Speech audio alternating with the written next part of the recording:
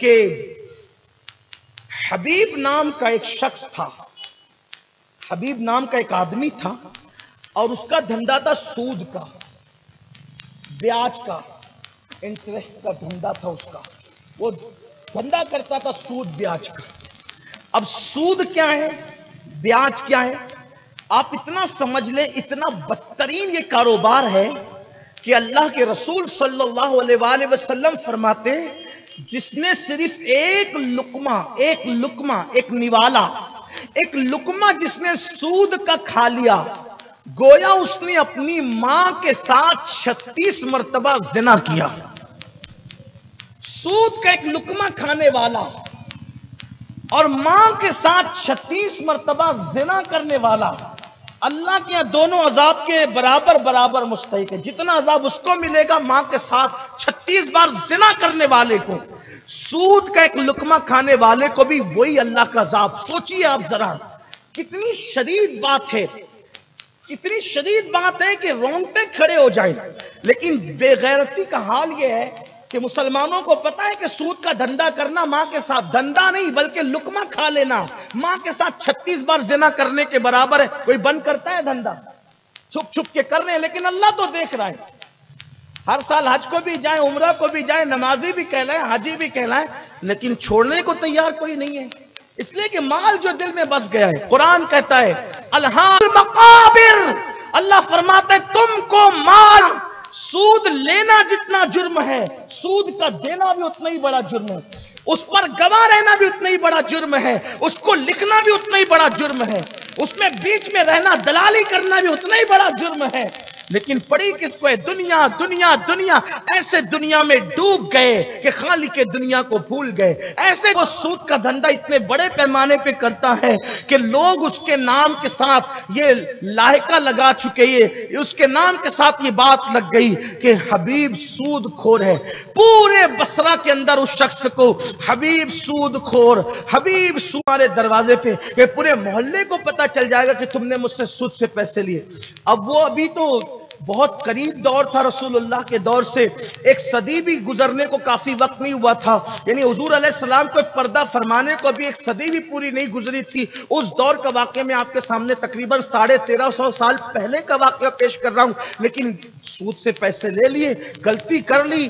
اور یاد رکھیے ایک بات اور عرض کرتا ہوں، سود کا دھندا کرنے والوں کے لیے اللہ نے قرآن میں فرمایا کہ میں ان کے ساتھ اعلان جنگ کرتا ہوں۔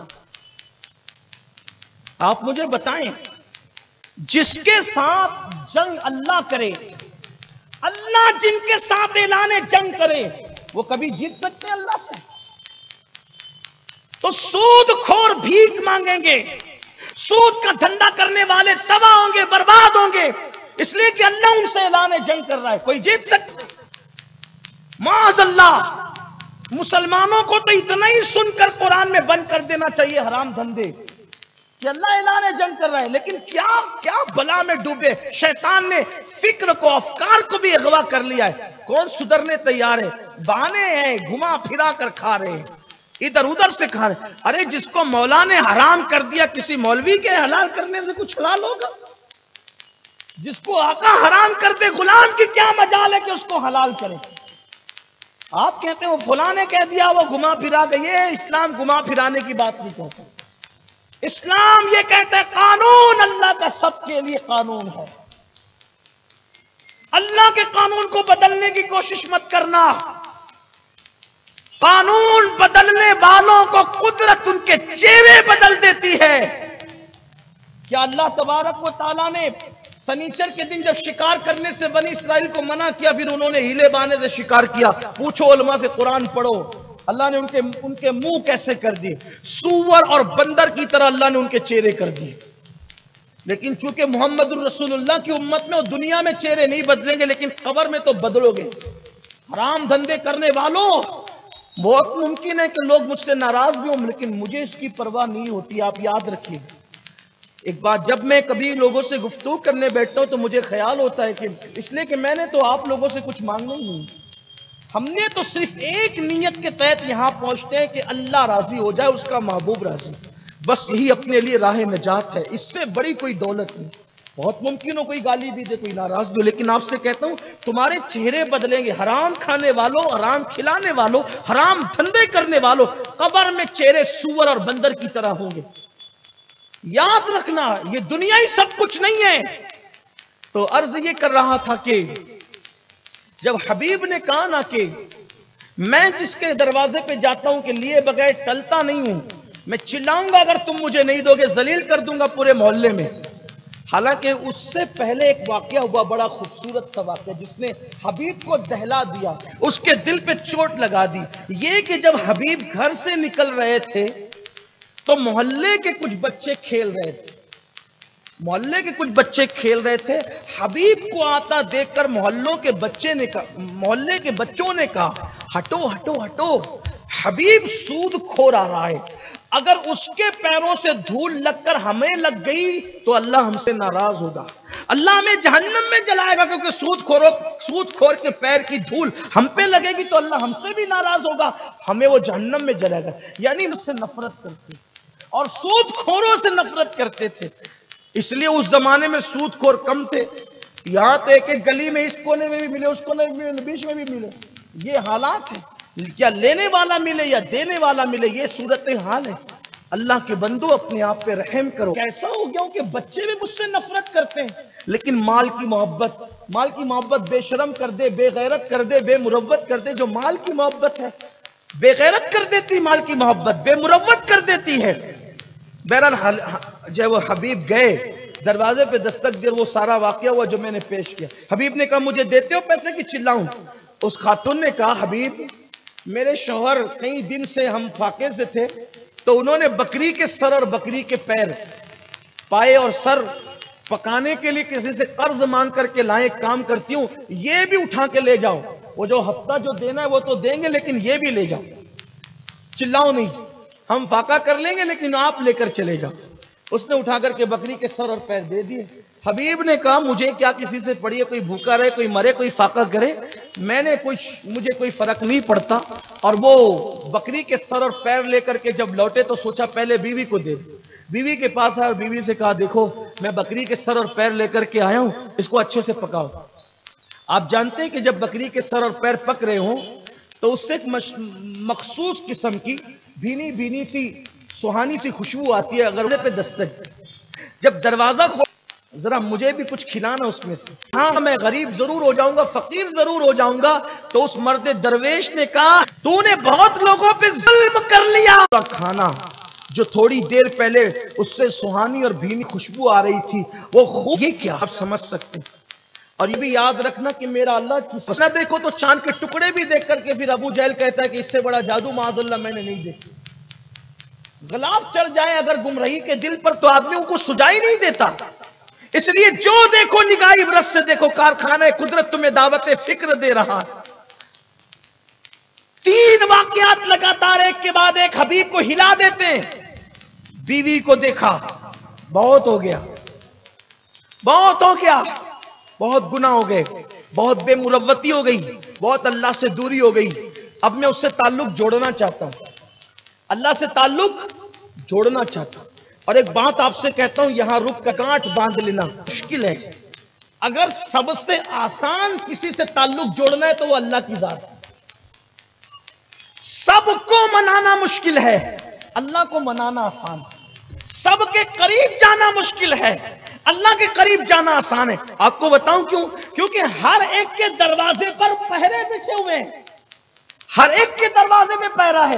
کسی کے دروازے پہ کتے کا پہرا، کسی کے دروازے پہ گیٹ کیپر کا پہرا. اور اگر کسی کے جو 24 گھنٹے میں کبھی بند نہیں ہوتا اور وہاں پر کوئی پہرا نہیں ہے بلکہ وہ پکار کے کہتا آنے والوں آؤ، تم کتنے بھی مجرم ہو تمہارے جرائم نہیں دیکھا. قاتل حمزہ بھی میری چوکھٹ پہ پلٹ کر آئے گا.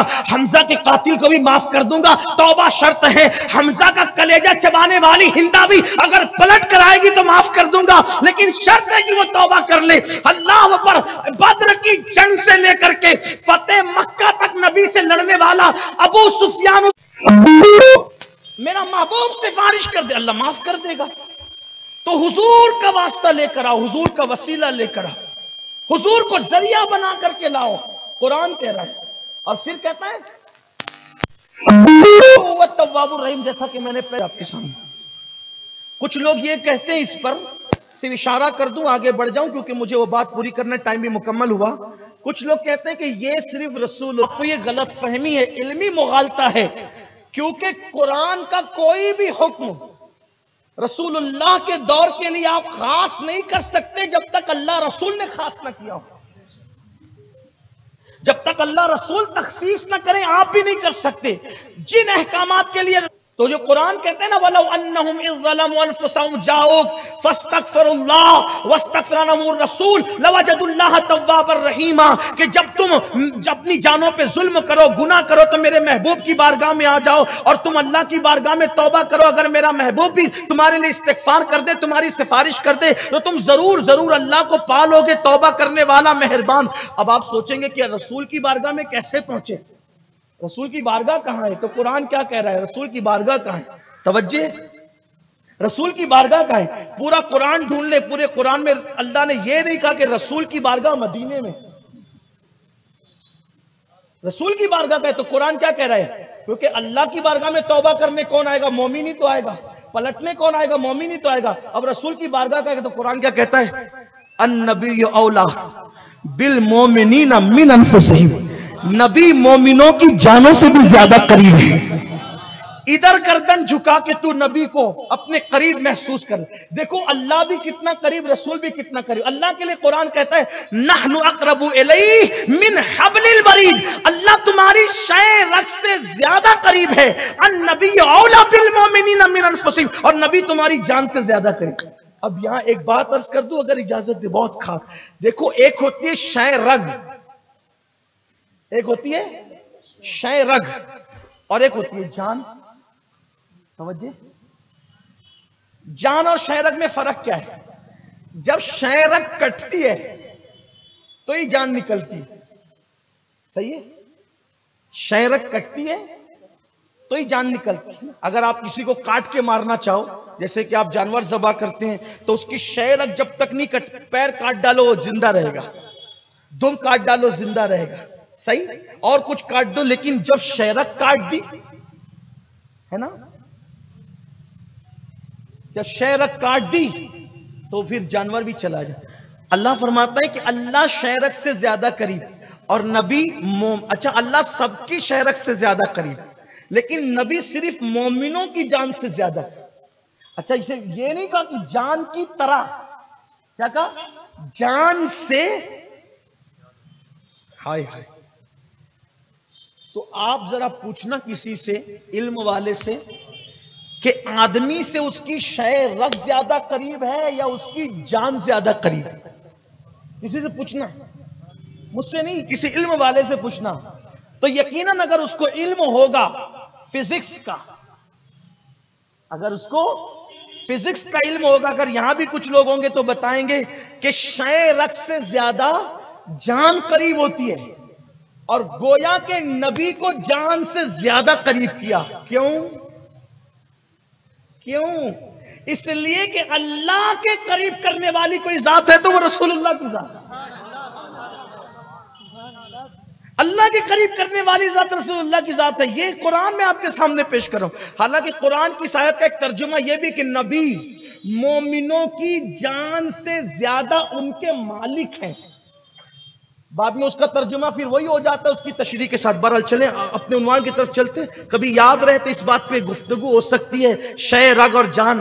میں اس کو ادھورا یہی چھوڑتا ہوں، کوئی الجھن ہو تو مجھ سے بات کر لینا، میں بات کروں گا آپ سے. تو عرض یہ کر رہا تھا کہ حبیب نے سوچا کہ بہت ہو گیا گناہ، بہت ہو گئے جرائم، اللہ سے دوری، چلو پلٹتے ہیں اللہ کی طرف.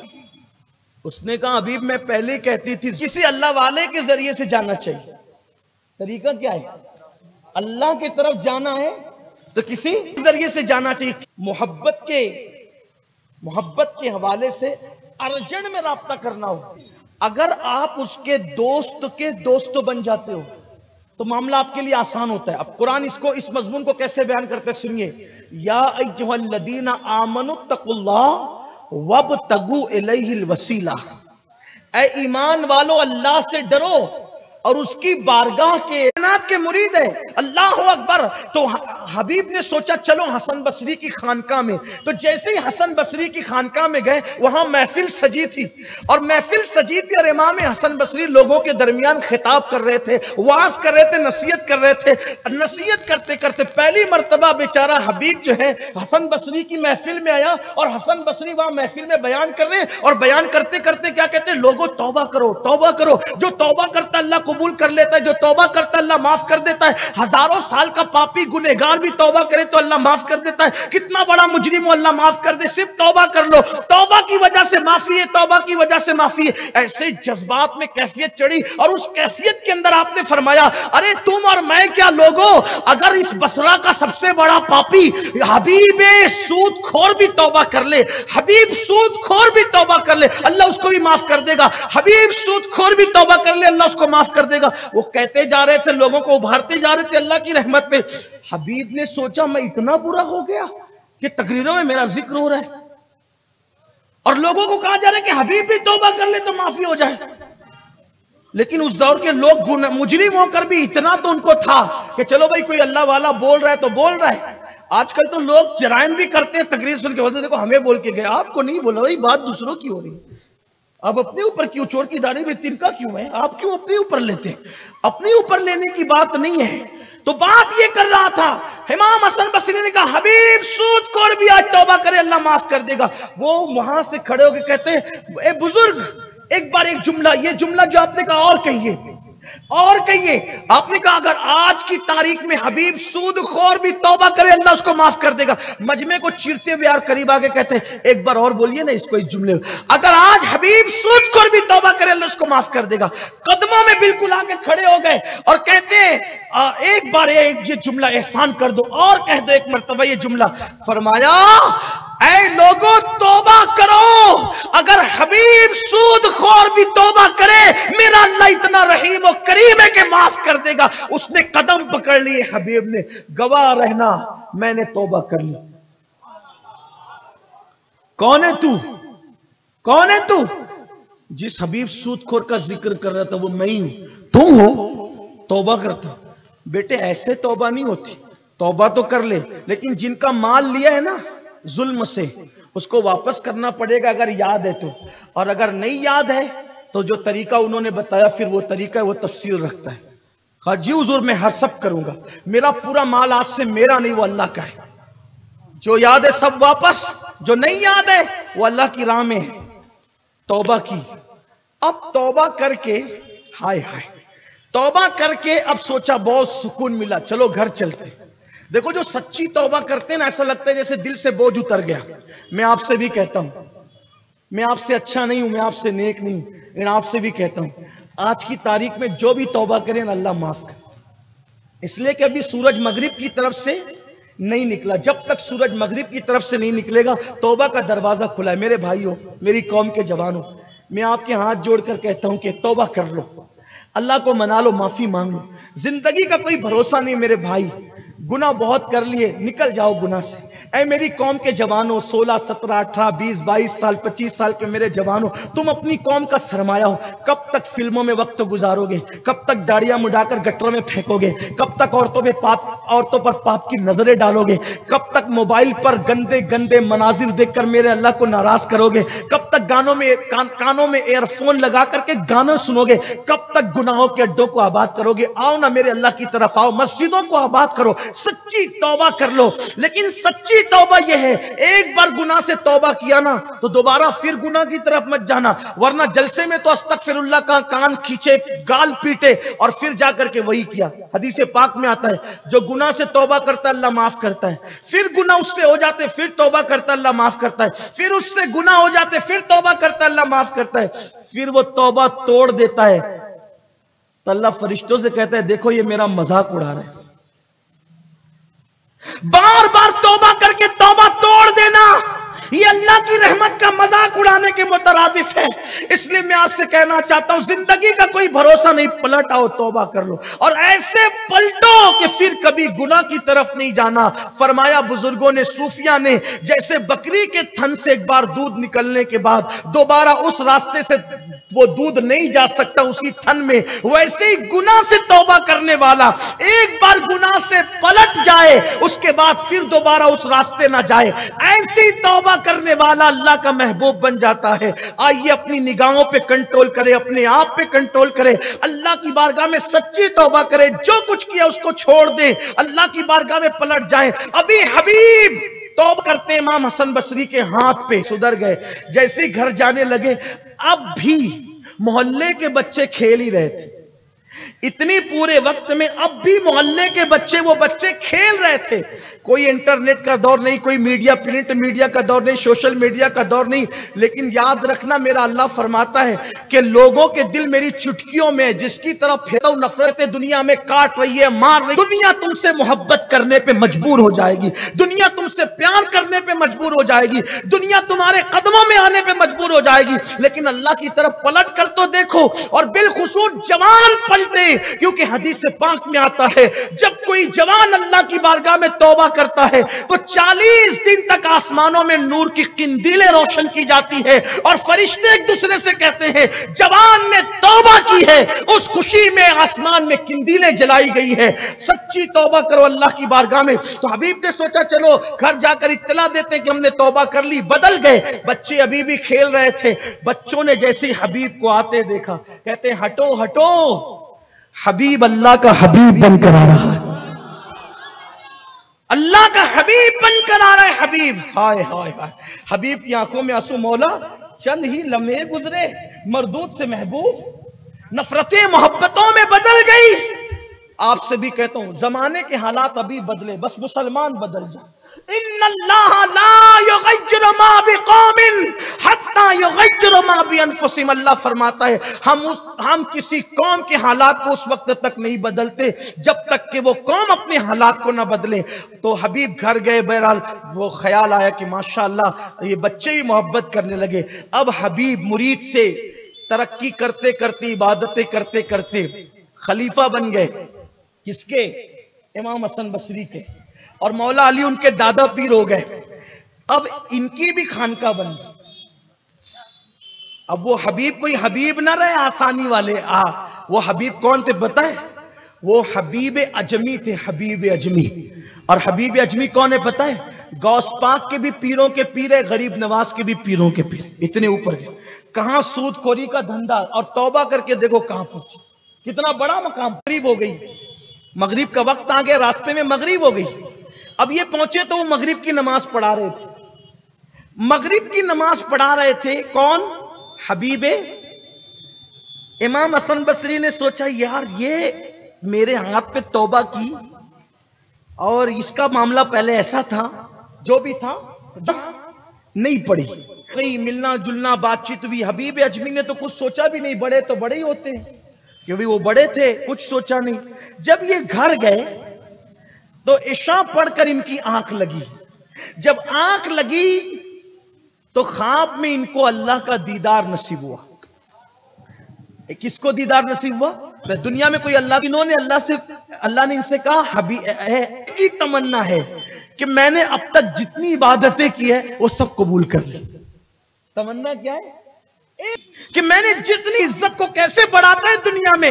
جب امام حسن بصری نے کہا نا اللہ میں یہ چاہتا ہوں کہ اب تک میں نے جتنی عبادتیں عرض کی ہے تو سب قبول کر لے، میری سب عبادت قبول ہو جائے۔ اللہ نے فرمایا حسن میں نے تجھے موقع تو دیا تھا لیکن تو نے اس سے فائدہ نہیں اٹھایا، میں نے تجھے موقع دیا تھا لیکن تو نے اس سے فائدہ نہیں اٹھایا۔ کہا اللہ کیا کب موقع دیا تھا؟ کہا آج ہی تو مغرب کی نماز میں تجھے موقع دیا تھا نا، اگر حبیب اجمی کے پیچھے تم نماز پڑھ لیتے تو تم جو چاہ رہے ہو تمہیں مل جاتا۔ آپ غور کریں، جس نے ہاتھ پہ توبہ کی اس کے پیچھے 3 رکعت پڑھنے سے پوری زندگی کی عبادتیں کس کی قبول ہو رہی ہے؟ صرف یہ اللہ توبہ کرنے والوں کی عظمت بیان کر رہا ہے۔ اس لیے آج سے پہلے کچھ بھی کیا ہو اپنے اللہ کی بارگاہ میں سچی توبہ کریں۔